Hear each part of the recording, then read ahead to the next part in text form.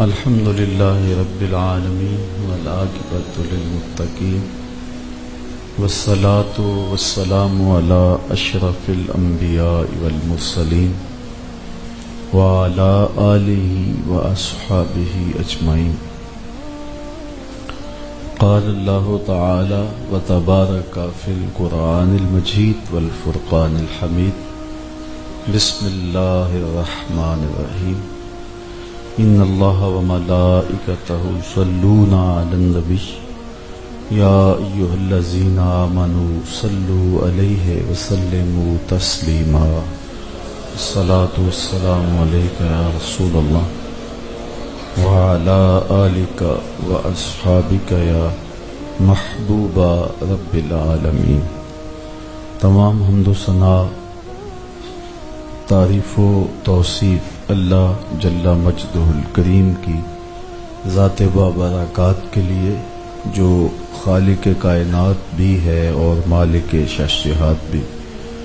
اللہ جل وعلا کی حمد و ثنا کے بعد رسول رحمت، شفیع معظم، نبی محتشم، حضور ختم المرتبت صلی اللہ علیہ وآلہ وسلم کے حضور ناز میں اپنی عقیدتوں، ارادتوں اور محبتوں کا خراج پیش کرنے کے بعد واجب الاحترام ذوی الاحتشام معزز و مکرم سامعین، خواتین و حضرات، السلام علیکم ورحمۃ اللہ وبرکاتہ.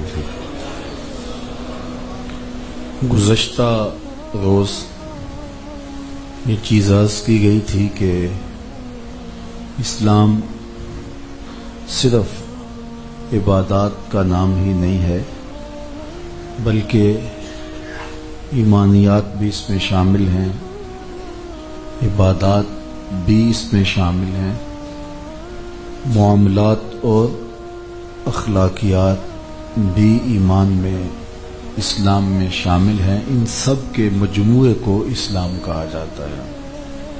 تو ایمانیات کے حوالے سے کچھ چیزیں آپ کے سامنے گزشتہ روز رکھی گئی تھی، یقیناً جس سے مجھے اور آپ کو بہت زیادہ تسکین اور شرح صدر ہوا ہوگا. بنیادی طور پہ یہ سمجھ لیں کہ ہمارے جو بنیادی عقیدے ہیں وہ تین ہیں: عقیدہ توحید، عقیدہ رسالت اور عقیدہ آخرت. ان تین عقائد پر اسلام کی عمارت کھڑی ہے، ایمانیات کی عمارت ان تین عقائد پر کھڑی ہے.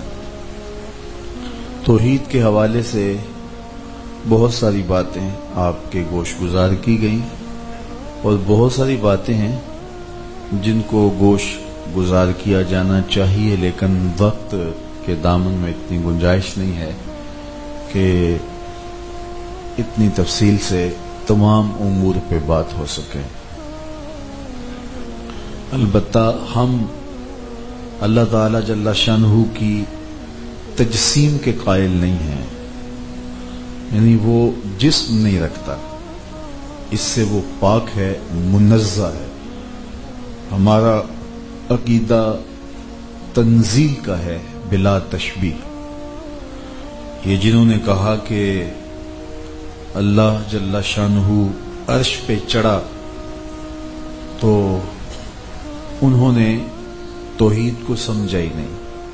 اور جنہوں نے یہ لکھا کہ اللہ پھر کرسی پہ بیٹھا اور 4 انگل جگہ بھی باقی نہ بچی، اور اس کے وزن سے کرسی چر چر کر رہی ہے، تو وہ بھی توحید کو نہیں سمجھ پائے. وہ جسم اور جسمانیات سے پاک ہے، وہ وزن سے پاک ہے. یہ جو ہم دست قدرت کہتے ہیں یا ساق کا لفظ بولا گیا ہے، تو یہ ہماری سمجھ سے ورا چیزیں ہیں. اس سے اس کی طاقت اور قدرت مراد ہے، بلکہ وہ ہاتھ سے پاک ہے اور اعضاء سے پاک ہے. تو یہ متشابہات میں سے چیزیں ہیں، ان پر ایمان لانا ضروری ہے. لیکن ہم اس پر کوئی اس طرح کی قیاس نہیں کر سکتے جس طرح میں نے کل مفصل عرض کیا کہ لیسا کمثلہ ہی شیء، اس کی مثل کوئی چیز ہے ہی نہیں، مثل ہو تو مثال دیں۔ اللہ تعالی جل شانہ کی توحید، اس کو واحد ماننا، جاننا، واحد قرار دینا، اس کے علاوہ کسی کو عبادت کا مستحق نہ سمجھنا، اور وہی واجب الوجود ہے، اس کے علاوہ کسی کو واجب الوجود نہ ماننا، توحید اسے کہتے ہیں۔ اور ان چیزوں کا انکار کرنا ہی شرک کہلاتا ہے۔ کسی کو واجب الوجود مان لیا جائے، کسی کو عبادت کا مستحق تسلیم کر لیا جائے تو یہ شرک ہوتا ہے۔ تو اللہ تعالیٰ جل شانہ کے ساتھ کسی کو شریک ٹھہرانا، قرار دینا، یہ بڑے بڑے گناہوں میں سے ایک گناہ ہے، سب سے بڑا گناہ، ظلم عظیم اس کو کہا گیا۔ حضور نے بڑے گناہوں کا ذکر کیا ہے، لیکن ایک موقع پہ فرمایا الا انبئکم باکبر الکبائر، جو بڑے بڑے گناہ ہیں ان میں سے بھی جو بڑے ہیں کیا میں تمہیں بتا نہ دوں؟ تو صحابہ نے عرض کی حضور کیوں نہیں؟ قال الاشراک باللہ، فرمایا ان میں سے ایک اللہ کے ساتھ کسی کو شریک ٹھہرانا ہے۔ اس طرح حقوق الوالدین بھی، ماں باپ کی نافرمانی بھی کبیرہ گناہوں میں سے جو آگے بڑھے ہیں ان میں سے ایک ہے۔ اسی طرح قتل النفس کہا، کسی جان کا قتل کرنا، یہ کبیرہ گناہوں میں آگے جو کبیر ہیں، اکبر الکبائر جو ہیں، یہ ان میں سے ایک ہے کسی جان کو قتل کرنا۔ جس نے کسی ایک شخص کو قتل کیا گویا اس نے پوری انسانیت کا قتل کیا۔ اور ایک روایت میں آتا ہے جس نے کسی شخص کے قتل میں آدھے جملے سے بھی مدد کی، اللہ اس کو قیامت کے دن جہنم کی آگ میں جلائے گا۔ اسی طرح یمین الغموس اور جھوٹی قسم اٹھانا، قول زور کے لفظ بھی ہیں۔ اور جب حضور نے یہ ارشاد فرمایا، حضور ٹیک لگائے بیٹھے تھے، وجلس وکان متکئا، تو حضور ٹیک چھوڑ کے آگے ہو گئے۔ تو ہم جو بات بات پہ جھوٹ بول لیتے ہیں یا جھوٹی گواہی دیتے ہیں، شہادت حضور کے لفظ بھی بعض روایات میں، تو یہ بڑے گناہوں میں سے بھی جو بڑے ہیں، اکبر الکبائر ہیں۔ یہ 4-5 گناہ حضور نے اکبر الکبائر گنوائے۔ تو ان میں سے پہلا بڑا گناہ اللہ کے ساتھ کسی کو شریک ٹھہرانا۔ آپ کو یاد ہوگا میں نے عرض کیا تھا کہ اللہ کا شریک ہو نہیں سکتا کوئی، ٹھہرا دیا جائے تو یہ ٹھہرانے والے نے ظلم کیا۔ یہ پھول گلاب کا ہے اور اگر اس کو کوئی موتیے کا کہہ دے تو اس نے زیادتی کی ہے، اپنی جہالت کا ثبوت دیا ہے کہ گلاب کو موتیا کہہ دیا ہے، لیکن اس سے گلاب موتیا ہو نہیں جائے گا۔ تو کوئی شخص پتھر کی مورتی کو، کسی شخص کو، کسی فرد کو، کسی درخت کو، کسی چوپائے کو الہ یا معبود قرار دے دے اور اس کو اللہ کے ساتھ شریک ٹھہرا دے تو اللہ کا فی نفس ہی شریک ہوگا نہیں، لیکن اس کے ٹھہرانے کی وجہ سے اس پر نحوستیں اور وبال اور گناہ پڑے گا۔ تو اللہ کا شریک تو فی نفس ہی ممکن ہی نہیں ہے۔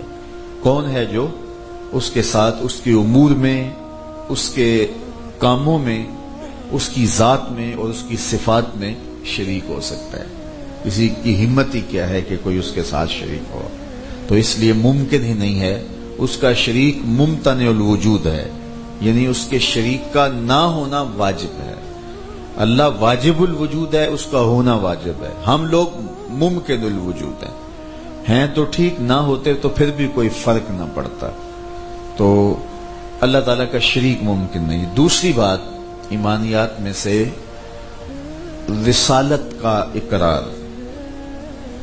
حضور نبی رحمت صلی اللہ علیہ وآلہ وسلم سمیت باقی جتنے بھی انبیاء آئے ہیں ان سب کی رسالت کا اقرار کرنا، انہیں اللہ کا فرستادہ سچا نبی یا وہ رسول تھے تو رسول تسلیم کرنا، تو یہ ہمارے بنیادی عقائد میں سے ہے۔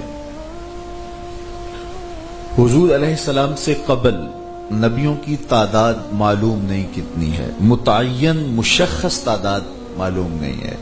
بعض لوگ کہہ دیتے ہیں 1,24,999 رسول آئے، تو یہ متعین تعداد کسی نص سے ثابت نہیں ہے۔ قرآن مجید کے اندر کچھ نبیوں کا نام مذکور ہے، اور اس کے علاوہ جو ہے وہ بہت سارے انبیاء علیہم السلام ہیں جن کا نام، جن کا کام، جن کا تذکرہ موجود نہیں ہے، لیکن اللہ تعالیٰ نے انبیاء علیہم السلام کو بھیجا، اور ایک ایک دور میں کئی کئی نبی تشریف لائے۔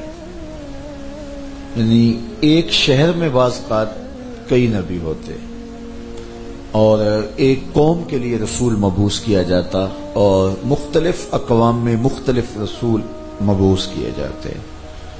حضرت موسیٰ علیہ السلام نے اللہ سے حضرت ہارون علیہ السلام کے لیے سفارش کی کہ میرے بھائی کو نبی بنا دیا جائے۔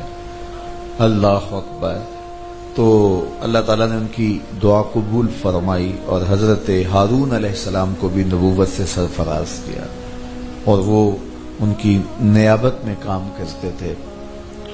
تو نبی اللہ کا فرستادہ ہوتا ہے، اور ہمارا یہ عقیدہ ہے کہ نبی خطاؤں سے مبرہ، پاک اور معصوم ہوتا ہے، چونکہ اگر نبی سے گناہ کا صدور ممکن تسلیم کر لیا جائے تو پھر ساری شریعت مشکوک ہو جاتی ہے۔ شیطان نبی پر حملہ آور نہیں ہو سکتا۔ نبی اللہ تعالیٰ کی حفاظتوں کے حصار میں ہوتا ہے۔ پاکیزگی، پاک دامنی، شجاعت، بہادری، خلوص، ساری صفات خیر کا جامع وجود ہوتا ہے، اور نبی ایک وہبی منصب ہے، یعنی محنت کر کر کے کوئی شخص منصب نبوت پہ پہنچ جائے، یہ محنتوں کا نتیجہ نہیں ہے، یہ محض اللہ کی عطا ہے۔ وہ جسے چاہے اپنا رسول بنا لے، وہ اگر چاہے تو قطرے کو سمندر کر دے، وہ اگر چاہے تو یتیموں کو پیمبر کر دے۔ یہ اس کی تقسیم ہے، جس کو چاہے۔ مکے کے لوگوں کو یہی اختلاف تھا، یہ بات ذہن میں رکھے کہ میں نے عرض کیا تھا 3 عقیدے ہمارے بنیادی: توحید، رسالت اور عقیدہ آخرت۔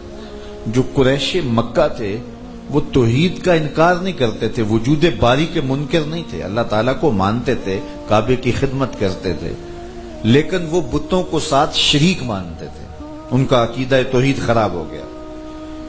عقیدہ رسالت کا انکار نہیں کرتے تھے کہ رسول ہوتا ہی نہیں، وہ رسالت کا اقرار کرتے تھے، مختلف نبیوں کو مانتے تھے، لیکن حضور سے ضد کی وجہ سے انتصاب رسالت کا انکار کرتے تھے۔ وہ کہتے تھے رسول ہوتے آئے ہیں، پہلے بھی ہوئے ہیں، لست مرسلا، آپ رسول نہیں ہیں، یعنی نفس رسالت کے منکر نہیں تھے۔ جس طرح کے بعض لوگ ایسے بھی ہیں وہ کہتے ہیں یہ کچھ بھی نہیں ہے، یہ نظام ہی نہیں ہے، اس نظام کا انکار کرتے ہیں، تو وہ اس نظام کا انکار نہیں کرتے تھے۔ حضرت ابراہیم کو مانتے تھے، حضرت اسحاق کو، اور انبیاء علیہ السلام کو، حضرت اسماعیل کو مانتے تھے، لیکن وہ انکار کرتے تھے حضور کے ساتھ نبوت کے انتصاب کا۔ وہ کہتے تھے آپ رسول نہیں ہیں، اور ان کا خیال باطل یہ تھا کہ اگر اللہ نے رسالت دینی ہی تھی تو مکے میں کتنے متمول لوگ ہیں، جو ہے وہ ولید بن مغیرہ کو رسول بنا دیا جاتا، طائفی کو بنا دیا جاتا، فلاں فلاں کو بنا دیا جاتا،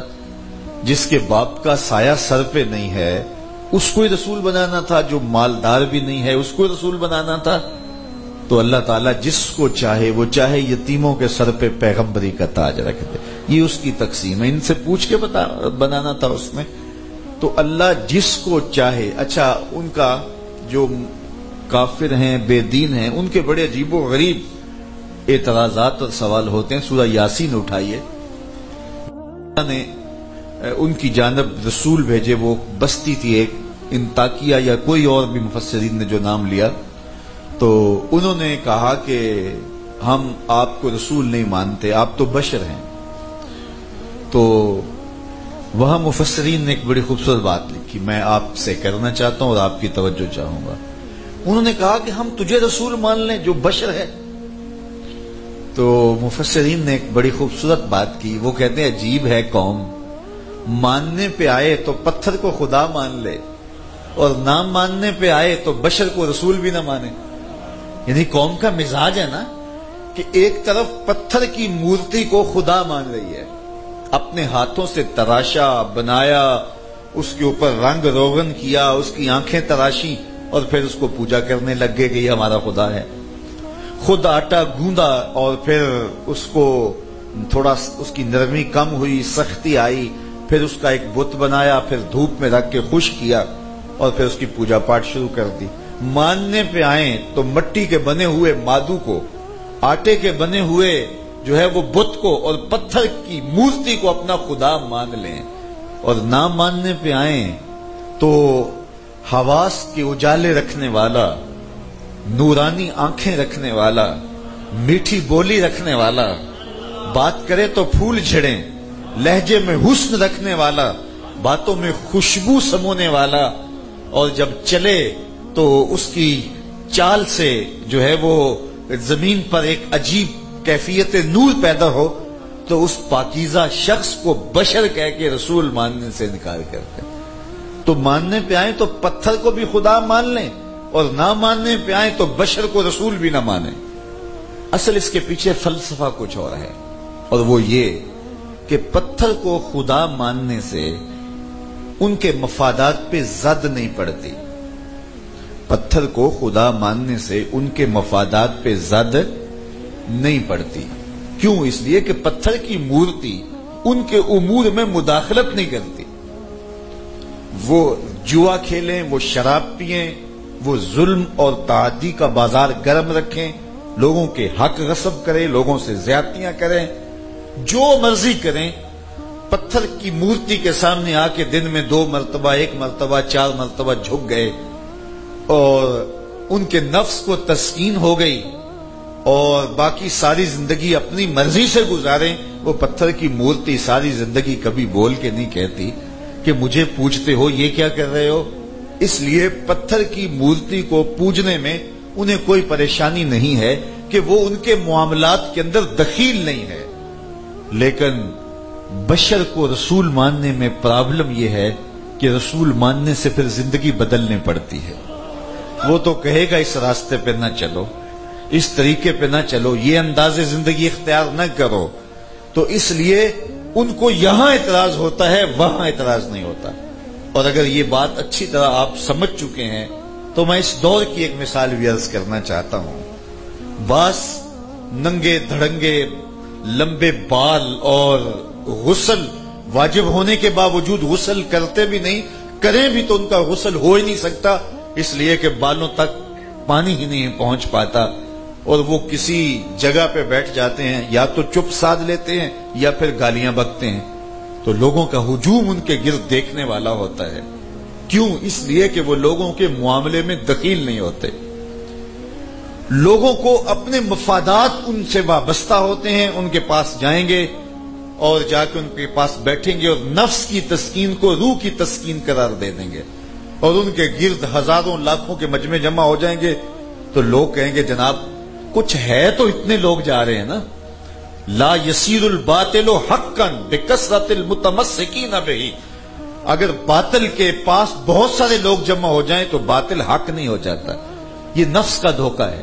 تو ایسے لوگوں کے گرد لوگ جمع نہیں ہوتے. کیوں جمع ہو جاتے ہیں؟ اور دوسری جانب ایک شیخ الحدیث ہے، ایک شیخ القرآن ہے، وہ 40 سال مسجد تدریس پہ بیٹھ کے درس قرآن دیتا ہے، درس حدیث دیتا ہے، لیکن اس کے گرد 10 بندے بھی اگر جمع نہیں ہوتے تو کوئی کہے کہ یہ بندہ مخلص نہیں تھا. اصل معاملہ وہی ہے. پتھر کی مورتی کو خدا ماننا آسان ہے، لیکن ایک بشر کو رسول ماننا مشکل ہے، اس لیے کہ وہ تمہارے معاملات میں دخیل ہوگا. اس لیے جو صالح شخص ہے، جو تمہیں کتاب و سنت کے مزاج کے مطابق ڈھالنا چاہتا ہے، اس کے گرد لوگ اس لیے جمع نہیں ہوں گے کہ نفس مساہم ہوگا. اور جو پتھر کی مورتی کی طرح تمہیں کہے گا کچھ نہیں اور تم ہجوم کی وجہ سے اس کے گرد جمع ہو جاؤ گے اور مفادات پہ زد نہیں ہوگا تو وہاں رش ہوگا.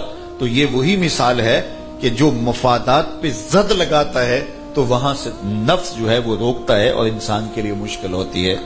تو اس لیے بشر کو ہی اللہ تعالی جل شانہ نے رسول بنا کے بھیجا، اس لیے کہ لوگ اس سے مانوس ہوں. اگر فرشتے کو رسول بنا کے بھیجتا تو لوگ مانوس کیسے ہوتے؟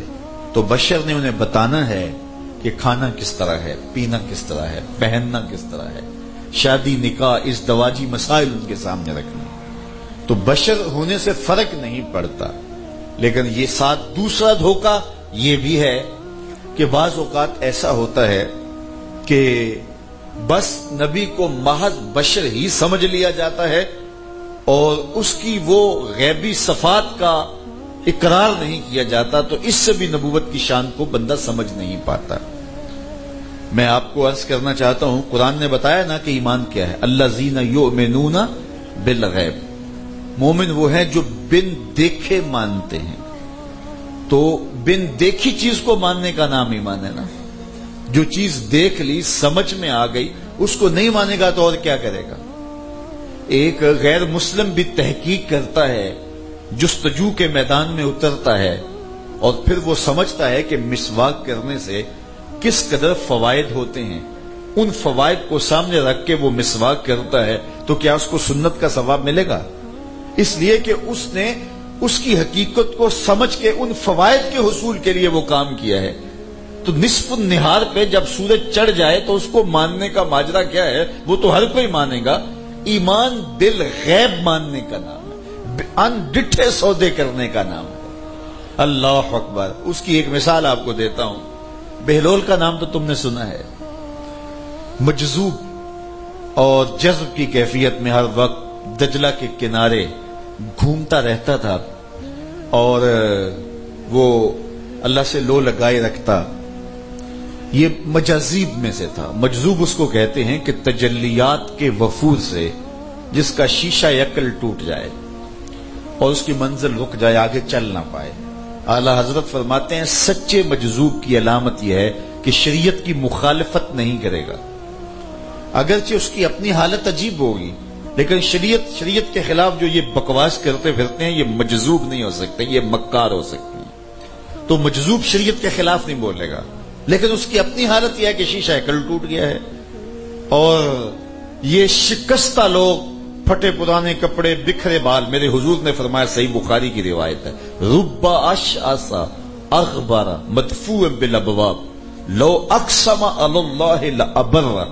بہت سارے ایسے لوگ کہ جن کے بال بکھرے، حالت پراگندہ، تمہارے دروازے پہ آئیں، تم کو دھکیل دو، بابا پیچھے ہٹ. لیکن فرمایا انہیں کچھ نہ کہنا. اگر وہ اللہ پر کوئی قسم ڈال دے تو اللہ پوری کر دیتا ہے. یعنی ایسے لوگ ہیں. نہ پوچھ ان خرقہ پوشوں کی، ارادت ہو تو دیکھ ان کو، ید بیضا لیے بیٹھے ہیں اپنی آستینوں میں. پھٹے پرانے بکھرے بکھرے حالات. اللہ اکبر. میں دریائے دجلہ کے کنارے نکل گیا تو مجھے شوق ہوا، حضرت سری سکتی کے مزار پہ حاضر ہوا، حضرت جنید بغدادی کی بارگاہ میں گیا، حضرت معروف کرخی کی بارگاہ میں گیا.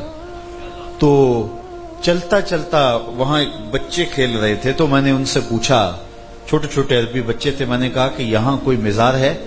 تو وہ کہنے لگے بہلول کا مزار ہے. تو ہم وہاں گئے تو وہاں بہلول کا مزار تھا. تو میں نے دیکھا کہ بہلول کے مزار کے اوپر جو چادر پڑی ہے وہ آدھی پھٹی ہوئی ہے. تو میں نے کہا کہ تو اب بھی مجذوب ہی ہے.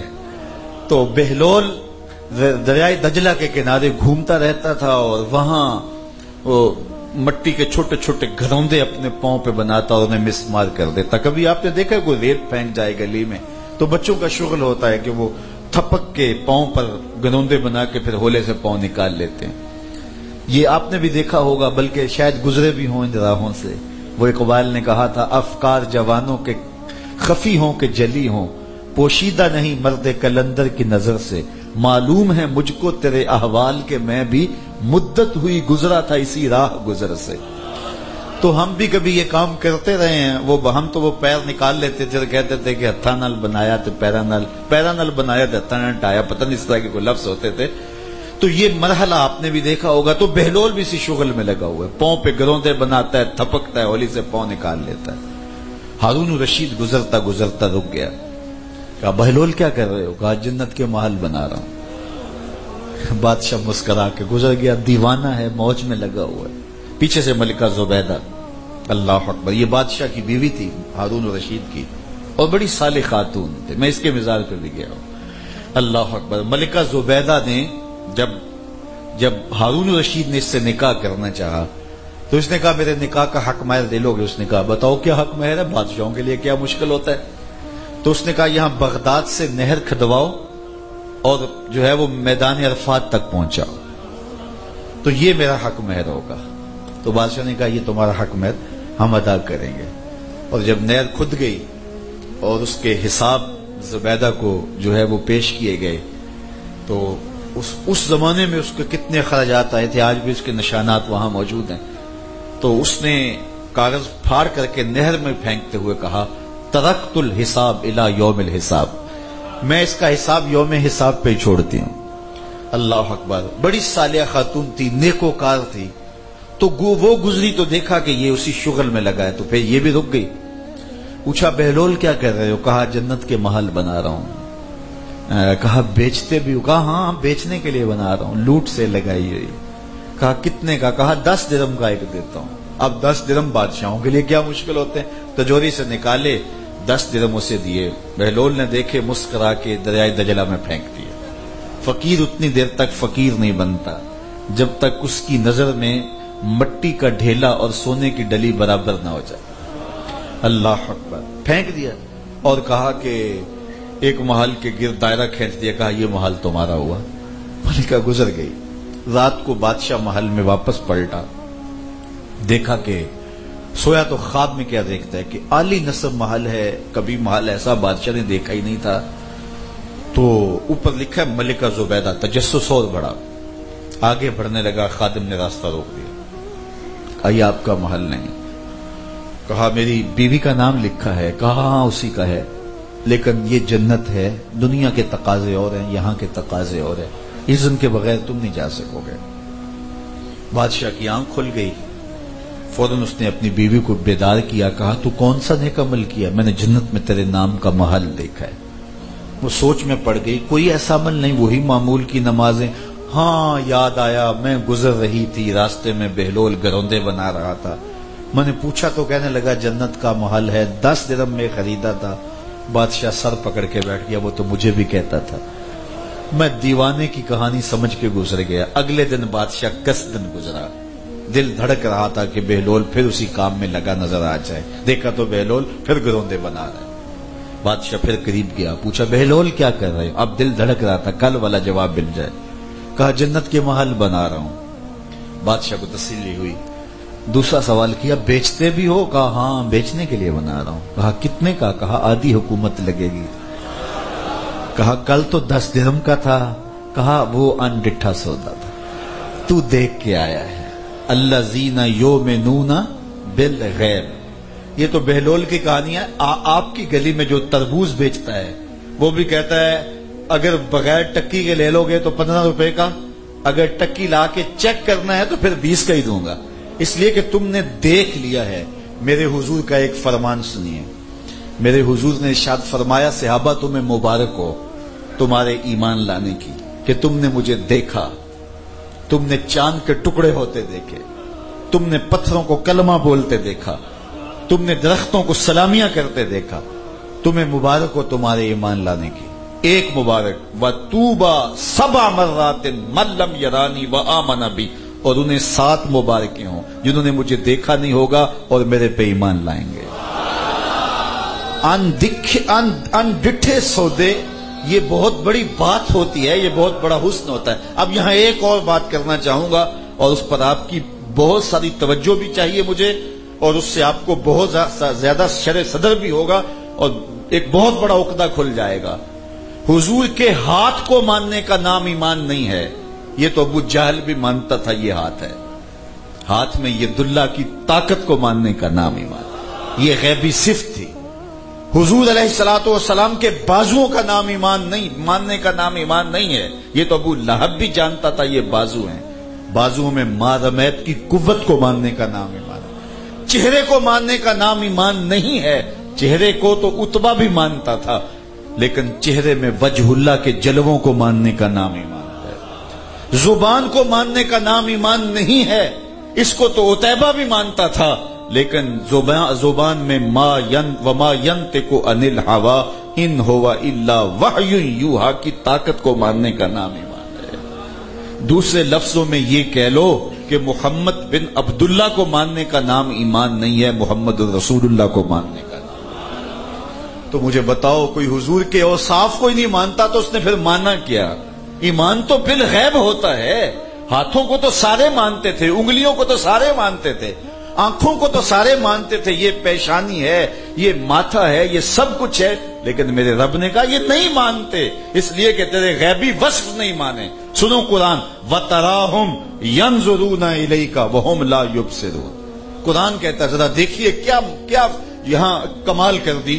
وَتَرَاهُمْ، اے محبوب آپ ان کافروں کو دیکھ رہے ہیں. وَتَرَاهُمْ، تم ان لوگوں کو دیکھ رہے ہو. کیا؟ يَنْظُرُونَ إِلَيْكَ، کہ یہ تمہیں دیکھ رہے ہیں. تم انہیں دیکھ رہے ہو کہ یہ تمہیں، وَهُمْ لَا يُبْصِرُونَ، میں خدا ہو کے کہتا ہوں یہ تمہیں نہیں دیکھ رہے. ذرا غور کیجیے، آپ انہیں دیکھ رہے ہیں کہ یہ تمہیں دیکھ رہے ہیں. وَتَرَاهُمْ يَنْظُرُونَ إِلَيْكَ، یہ آنکھیں پھاڑ پھاڑ کے تمہیں دیکھ رہے ہیں اور تم ان کے دیکھنے کو دیکھ رہے ہو. وَهُمْ لَا يُبْصِرُونَ، میں خدا کہتا ہوں یہ نہیں دیکھ رہے. اللہ، انہوں نے دیکھا ہی نہیں ہے. دیکھا ہوتا تو پھر پہچان لیتے نا. قبر میں سوال ہوتا ہے ابو جہل کو، من ربو کا ما دینو کا. پھر کیا سوال ہوتا ہے؟ ما کنت تقول فی ھذا الرجل، بتاؤ یہ کون ہے. حضور سامنے ہوتے ہیں نا، پردے اٹھ جاتے ہیں. ابو جہل کو سوال ہوتا ہے، ابو لہب کو سوال ہوتا ہے، عتبہ کو، عتیبہ کو سوال ہوتا ہے یہ کون ہے.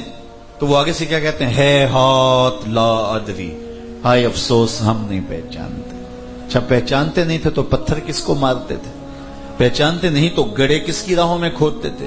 پہچانتے نہیں تھے تو کانٹے کس کی راہوں میں بچھاتے تھے؟ وہ کیا کہتے ہیں؟ ہائے ہائے ہم نہیں جانتے. اور 14 صدیاں گزرنے کے بعد ایک مومن لحد میں اترتا ہے. سوال ہوتا ہے، عامر چیمہ بتا یہ کون ہے؟ تو وہ کہتا ہے پیچھے ہٹو، پہلے پائے ناز کو چوم تو لینے دو، میں تو مر کے پہنچا ہوں یہاں اس دل ربا کے واسطے. جس نے دیکھا تھا، آنکھیں پھاڑ پھاڑ کے دیکھا تھا، وہ تو پہچان نہیں سکا. اور جو 14 صدیوں کے فاصلے پہ کھڑا ہے وہ کہتا ہے پیچھے ہٹو، پہلے پائے ناز تو چوم لینے دو. اگر میں نے دیکھا نہیں تھا، اگر میں ان کو جانتا نہیں ہے تو جان کیوں بار دی تھی؟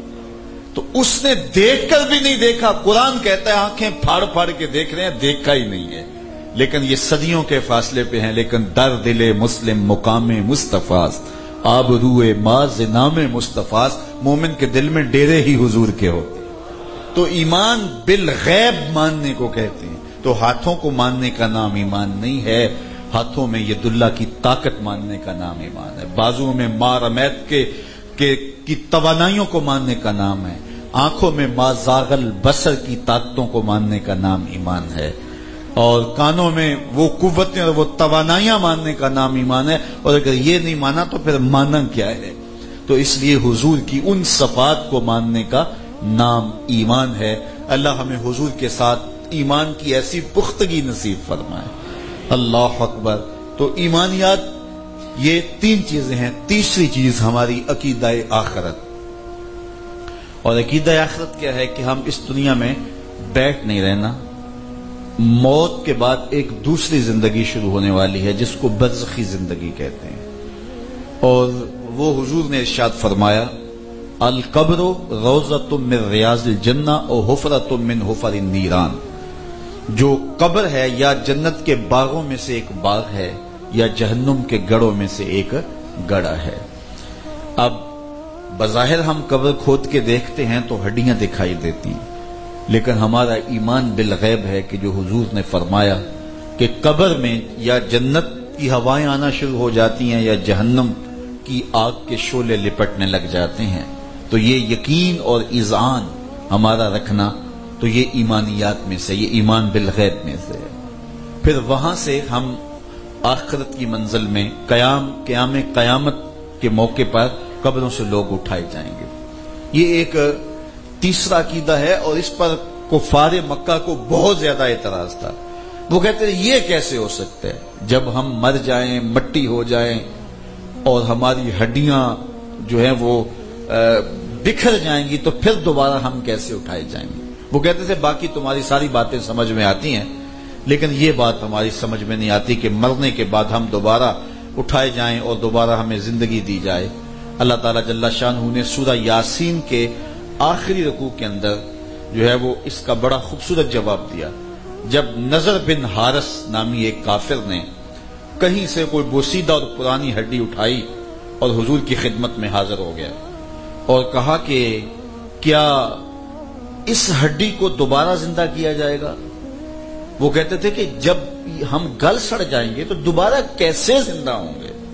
یہ ان کا خیال باطل تھا۔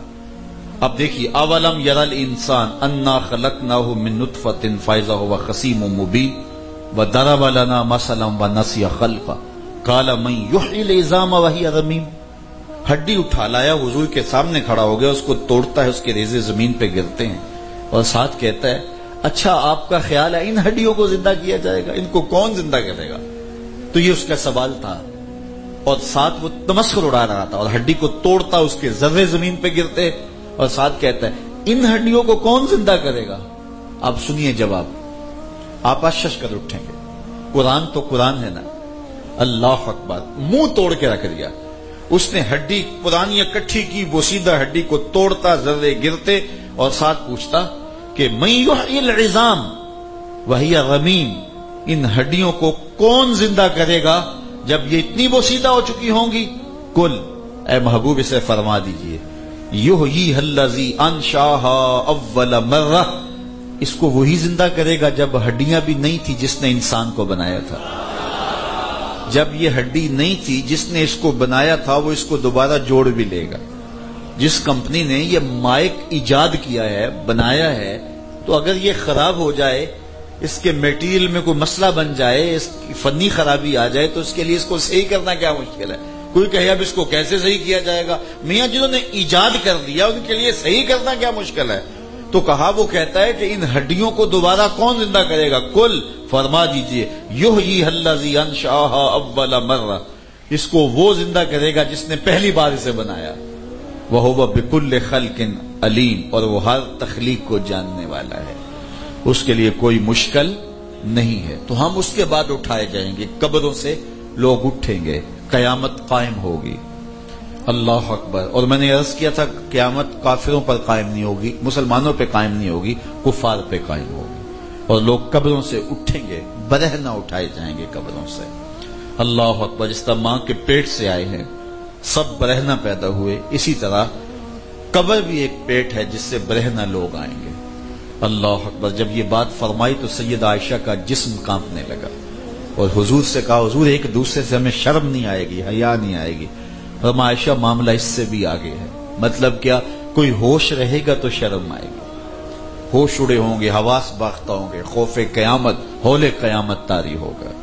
کتنا سخت دن ہوگا، زمین تانبے کی ہوگی، آسمان آگ برسا رہا ہوگا، سورج کا رخ الٹا ہے پھر سیدھا ہو جائے گا، بہت دور ہے پھر بہت قریب آ جائے گا، کوئی سایہ نہیں ہوگا سوائے اللہ کے عرش کے سائے کے، اور وہ مخصوص اعمال کے حاملین کو اللہ عرش کے سائے میں رکھے گا۔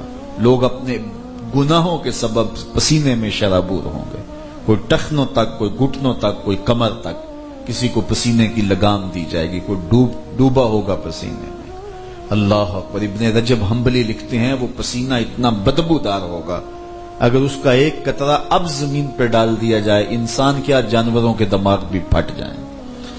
تو وہ سخت دن ہے، اللہ اس دن کی سختیوں سے ہمیں محفوظ فرمائے اور حضور کے دامن رحمت میں ہمیں سایہ عطا کرے۔ اللہ اکبر۔ تو یہ ہمارا بنیادی عقیدہ ہے۔ پھر اعمال تلیں گے، ترازو گاڑا جائے گا، نیکوکاروں کے دائیں ہاتھ میں اعمال نامہ ملے گا، بدکاروں کے بائیں ہاتھ میں، اور پیچھے سے نامہ اعمال ملے گا، پھر باقاعدہ ان کا وزن کیا جائے گا۔ یہ ہمارا ترازو یہ ہے کہ جس کا جو پلڑا بھاری ہو وہ نیچے کو جھکتا ہے، جو ہلکا ہو وہ اوپر کو اٹھتا ہے، لیکن جو میزان قیامت کے دن نصب کیا جائے گا یہ اس کو الٹ ہوگا، کیونکہ نیکیوں کی اٹھان اوپر کو ہوتی ہے، تو جو پلڑا بھاری ہوگا وہ اوپر کو ہوگا، وہ نیچے نہیں ہوگا۔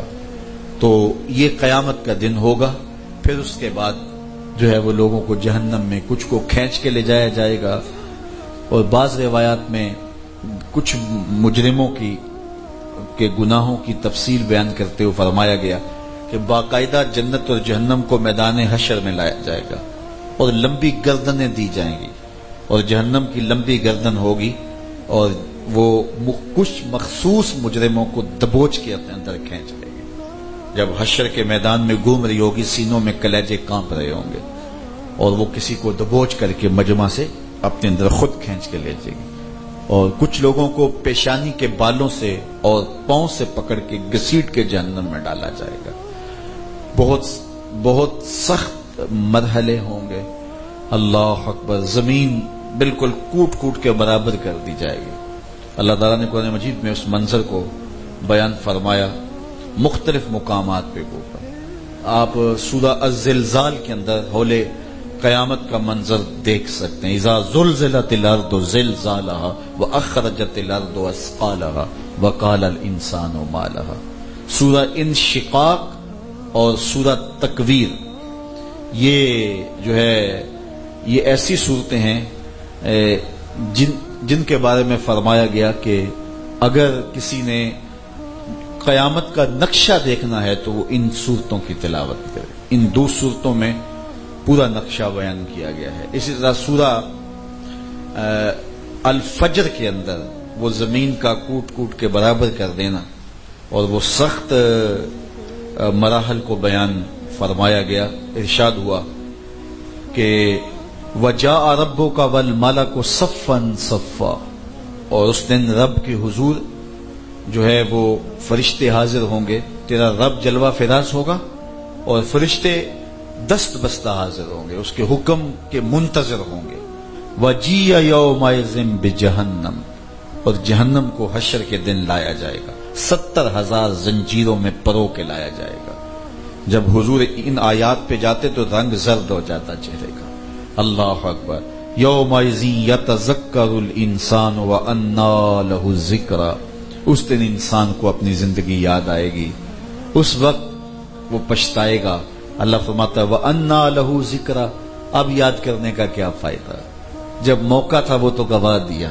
وہاں پچھتائے گا, چیخے گا, دانت پیسے گا, ظالم ہاتھ کاٹیں گے, ہائے تھوڑی سی زندگی تھی, احتیاط سے گزار لیتے, گزر ہی جانی تھی نا. حضرت داتا صاحب کے شیخ ختلی فرماتے ہیں الدنیا یومن ولنا فیہا صومن, دنیا ایک دن ہے, ہم روزہ رکھ کے گزار رہے ہیں. تو روزہ بھی تو گزر ہی جاتا ہے نا. سارا دن لوگ پانی پیتے رہتے ہیں, عیاشیاں کرتے رہتے ہیں, کھانا کھاتے ہیں, انواع اقسام کے پھل لیتے ہیں, اور روزہ دار کہتا کوئی نہیں, شام ہو ہی جائے گی, اور شام ہو ہی جاتی. اس لیے فساق, فجار, گناہگار اللہ کے حکموں کو توڑتے ہیں, گناہوں پہ گناہ کرتے ہیں, عیش و عشرت کی زندگی گزار کرتے ہیں. لیکن صالحین متقی کہتے ہیں کوئی بات نہیں, یہ زندگی گزر ہی جائے گی. حلال کماتے ہیں, اللہ کئیوں کو زیادہ بھی دے دیتا ہے. حرام سے اپنے آپ کو محفوظ رکھتے ہیں. تو حضرت داتا صاحب کے پیر فرمایا, کتنی خوبصورت بات کی, بڑی روشنی ہے اس میں, کہ دنیا ایک دن ہے اور ہم روزہ رکھ کے گزار رہے ہیں. تو پھر اس دن بندہ کہے گا کہ ہائے میں اس زندگی کو گزار لیا ہوتا. لیکن اللہ فرماتا ہے وَأَنَّا لَهُ الذِّكْرَىٰ, اب یاد کرنے کا, اب پچھتانے کا کیا فائدہ ہوا, اب کوئی اس کا فائدہ نہیں. فَيَوْمَئِذٍ لَا يُعَذِّبُ عَذَابَهُ أَحَدٌ, سو اس دن اس کے عذاب کی طرح کوئی عذاب نہ دے سکے گا. وَلَا يُوثِقُ وَثَاقَهُ أَحَدٌ, اور نہ اس کے جکڑنے کی طرح کوئی جکڑ سکے گا, جس طرح وہ باندھے گا کوئی باندھ نہیں سکتا. اللہ اکبر. تو وہ سخت دن ہوگا. اللہ تعالیٰ اس دن کی سختیوں سے ہم سب کو محفوظ رکھے. پھر جنت, پھر جہنم. جنت اور جہنم اللہ کے قہر و رضا کے منظر ہیں. جن پہ خوش ہوگا جنت میں بھیج دے گا, جن پہ راضی ہوگا ان کو جہنم میں ڈال دے گا.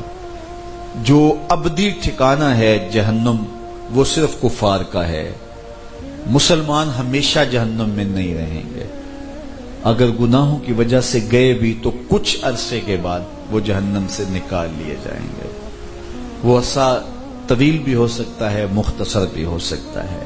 تو اس کے بعد وہ جہنم سے نکال کر کے جنت میں بھیج دیے جائیں گے. حضور فرمایا میں اس شخص کا نام بھی جانتا ہوں جو سب سے آخر میں جہنم سے نکلے گا اور جنت میں جائے گا. جب وہ جہنم سے نکلے گا تو اللہ تعالیٰ فرمائے گا کہ میرے بندے بتا تجھے کیا چاہیے.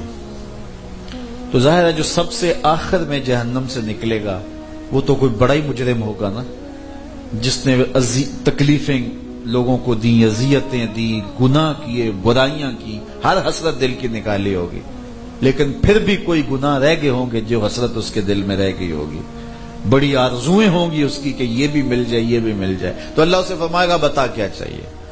تو وہ ایک لمبی فہرست پیش کرے گا، یہ اللہ فرمائے گا لَکَ مَا تَمَنَّیْتَ، جو تو نے مانگا جا تجھے دے دیا، اب جنت میں چلا جا.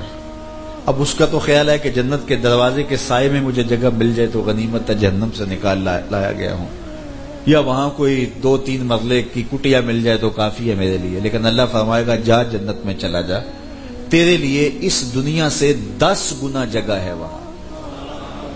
یہ 7 بر اعظم پہ پھیلی ہوئی کائنات، اس کو 10 سے ضرب دیں تو کہا جائے گا اتنی جگہ تیرے لیے. یہ کس کے لیے؟ جو سب سے پھاڑا ہوگا، جو سب سے آخر میں جائے گا، یہ اس کے لیے جنت میں جگہ ہوگی جو سب سے آخر میں جائے گا.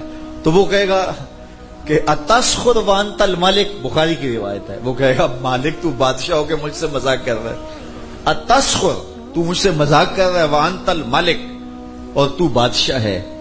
تو اللہ تعالیٰ فرمائے گا، چونکہ اس کو لگے گا ہی نہیں ہے کہ مجھے اتنا مل رہا ہے، اس کو تو یہ ہوگا کہ مجھے تو ایک کٹیا مل جائے تو کافی ہے، میں جہنم سے نکال لیا ہوں غنیمت ہے، مجھے تو آراف میں رکھ لیا جائے تو کافی ہے. یہ جنت اور دوزخ کے درمیان جگہ ہے جس میں جنت کی نعمتیں نہیں ہیں اور جہنم کی سختیاں نہیں ہیں. تو وہ تو آراف میں رہنا بھی پسند کرے گا، لیکن اللہ کہے گا جا جنت میں چلا جا. یا اللہ کتنی جگہ میرے لیے کہا کہ دنیا سے 10 گنا. تو وہ کہے گا اتسخر وانت الملک، تو بادشاہ ہو کے مجھ سے مذاق کر رہا ہے. تو اللہ تعالیٰ فرمائے گا کہ نہیں مزہ نہیں، یہ حقیقت ہے.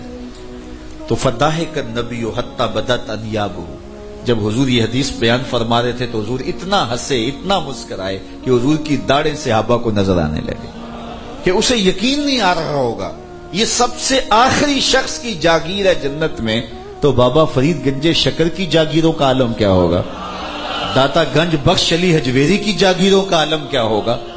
تو یہ سب سے آخری شخص کو جنت کے اندر جگہ ملے گی. اور پھر بتاؤ ابو بکر و عمر عثمان و علی کی جاگیروں کا عالم کیا ہوگا، حسن اور حسین کی جاگیروں کا، سیدہ فاطمہ کی جاگیر کا عالم کیا ہوگا، نبیوں کی کتنی جاگیریں ہوں گی. یہ سب سے آخری شخص کی جاگیر ہے. اور ہم 3 مرلے کے لیے ایسے لڑے کہ جو ہے وہ زندگی گوا دی. 3 مرلے 2.5 مرلے کے لیے نالی سے لڑ پڑے اور ہم کتنی الجھنوں میں مبتلا ہو گئے.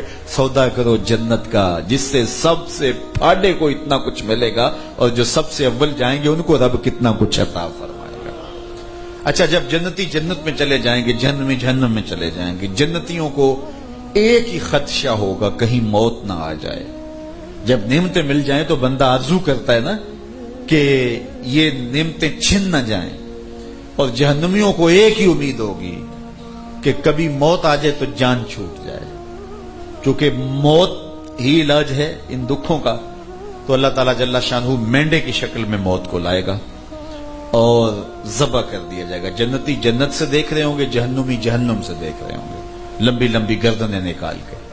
اور جب موت کو ذبح کر دیا جائے گا، حدیث میں آتا ہے کہ چونکہ موت کو موت آ چکی ہے، اور اگر خوشی سے مرا جاتا اور موت کو موت نہ آئی ہوتی تو جنتی خوشی سے مر جاتے، اتنی انہیں مسرت ہوگی. اور جہنمی صدمے سے مر جاتے اگر موت کو موت نہ آئی ہوتی، اتنا انہیں دکھ ہوگا کہ اب تو موت بھی نہیں ہے. تو پھر ہمیشہ ہمیشہ نہ ختم ہونے والی زندگی عذاب کی، اور ان کی نہ ختم ہونے والی زندگی نعمتوں کی. اب تو خوشیوں کی انتہا ہوگی. پھر اللہ تعالیٰ فرمائے گا اردیتم، اللہ اکبر، حدیث میں آتا ہے اللہ تعالیٰ جنتیوں سے مخاطب ہو کہے گا راضی ہو، کہے گا اردیتم، تم میرے پہ راضی ہو. تو وہ کہیں گے ما لنا اللہ نرضا، اللہ ہمیں کیا ہوا کہ ہم راضی نہ ہوں، ہمیں تو وہ ملا جس کا ہمیں تصور بھی نہیں تھا. تو وہ کہیں گے ہم گوڈے راضی ہیں. میں اس کا ترجمہ پنجابی میں گوڈے راضی ہیں. وہ کہیں گے ما لنا اللہ نرضا، ہمیں کیا ہوا کہ ہم راضی نہ ہوں. اللہ فرمائے گا میں تمہیں ایک اور شے دینے لگا ہوں جس سے تم بڑے ہی راضی ہو جاؤ گے. وہ کہیں گے مالک ہمیں کسر کیا چھوڑی ہے کہ اور کچھ دینی چیز باقی رہے گی. اللہ فرماتا نہیں، ایک چیز میں تمہیں دینے لگا ہوں. تو جنتی متوجہ ہو جائیں گی. اور اللہ کیا فرمائے گا اللہ فرمائے گا میں تمہارے اوپر راضی ہو گیا ہوں، اب کبھی بھی ناراض نہیں ہوں گا، اب کبھی بھی ناراض نہیں ہوں گا، ہمیشہ کے لیے میری رضا تمہیں نصیب ہو گئی۔ تو یہ وہ منظر ہوگا کہ دیکھنے والا ہوگا۔ جنتی اتنے نہال ہو جائیں گے، جنت میں پھیلتے سائے بھی ہوں گے، بہتی نہریں بھی ہوں گی، خوبصورت محلات بھی ہوں گے۔ اور فرمایا کہ مکے سے لے کر صنعاء تک، یہ یمن کا شہر ہے، مدینے سے لے کے صنعاء تک اتنا بڑا ایک ایک محل ہوگا جنتی کا، جو خالص موتی کا بنا ہوگا۔ یہاں تو 4 کنال کی، 5 کنال کی، 10 کنال کی کوٹھی ہو تو مثال بن جاتی ہے، وہ اتنے کمرے اس کے۔ لیکن مدینے سے لے کے صنعاء تک ایک محل ہوگا جو خالص موتی کا ہوگا، اور پھر نعمتیں ہیں کہ دیکھنے والی ہوں گی۔ دودھ کی نہر الگ بہ رہی ہے، شہد کی نہر الگ بہ رہی ہے، مائے مصفہ کی نہر الگ بہ رہی ہے، مائے معین کی نہر الگ بہ رہی ہے، شراب خالص کی نہر الگ بہ رہی ہے۔ کیا منظر ہوں گے۔ حضور علیہ الصلوۃ والسلام نے وہ ساری کہانیاں بیان فرمائی۔ سونے چاندی کے کنارے ہوں گے نہروں کے، گو تکیے لگے ہوں گے، یہ سارے منظر دیکھے جا رہے ہوں گے۔ دودھ کی نہر میں بختی اونٹوں کی گردنوں کے برابر پرندے کلکاریاں مار رہے ہوں گے، ڈبکیاں لے رہے ہوں گے۔ حضرت عمر نے کہا حضور پھر تو مزہ آ جائے گا۔ کہا عمر صرف دیکھنے کو نہیں ملیں گے، کھانے کو بھی ملیں گے، شکار کر کے تمہارا لقمہ بھی بنیں گے۔ اللہ اکبر۔ تو اللہ تعالیٰ بڑی نعمتیں عطا کرے گا، لیکن سب سے بڑی نعمت جنت کی کیا ہوگی کہ جنت میں رب کا دیدار ہوگا، اور اس سے بڑی نعمت کوئی اور ہو نہیں سکتی کہ اللہ کا دیدار نصیب ہوگا، وہ اپنی خاص رحمتوں سے نوازے گا۔ تو یہ ہمارے ایمانیہ، اور بھی بہت ساری چیزیں ہیں، تقدیر کا مسئلہ ہے، لیکن میرے پاس صرف اب بقیہ 2 دن رہے ہیں، تو بقیہ 2 دنوں میں انشاءاللہ دیگر موضوعات پہ کچھ باتیں کریں گے۔ یہ 2 دن ایمانیات کے حوالے سے کچھ باتوں پر بسر ہو گئے۔ اللہ مجھے آپ کو اپنی رحمتوں کے سائے میں رکھے۔ الحمدللہ رب العالمین، والصلاۃ والسلام علی اشرف الانبیاء والمرسلین۔ اٹھے ہوئے ہاتھ، پھیلی ہوئی جھولیاں کبھی بھی خالی نہ چھوڑنا، اپنے کرم سے مالا مال کر دینا۔ حضور صلی اللہ علیہ وآلہ وسلم کی اتباع کا کامل جذبہ عطا کرنا۔ اے اللہ تو کریم ہے، کوئی بھی یہاں سے خالی نہ جائے۔ ہمارے بیماروں کو شفاء کامل عطا فرما۔ ہمارے محترم عرفان صاحب کے والد گرامی بیمار ہیں، تیری بارگاہ میں دعا ہے، التجا ہے، اللہ اپنی جناب سے انہیں کامل صحت عطا فرما۔ اور بھی اس امت کے جتنے بیمار ہیں، سامعین سے، سامعات میں سے جن کے بھی اعزاء و اقربا بیماری میں ہیں، اللہ انہیں کامل صحت عطا فرما، پریشان حالوں کو خوشحال فرما دے، دکھیوں کے دکھ دور کر دے، ہر خیر ہر بلائی جھولی میں ڈال دے، ہر اچھائی مقسوم فرما دے۔ اے اللہ ان رونقوں کو قیامت تک باقی رکھنا، اپنی پناہ امان اور حفاظتوں کے حصار میں رکھنا۔ صلی اللہ علیہ وسلم۔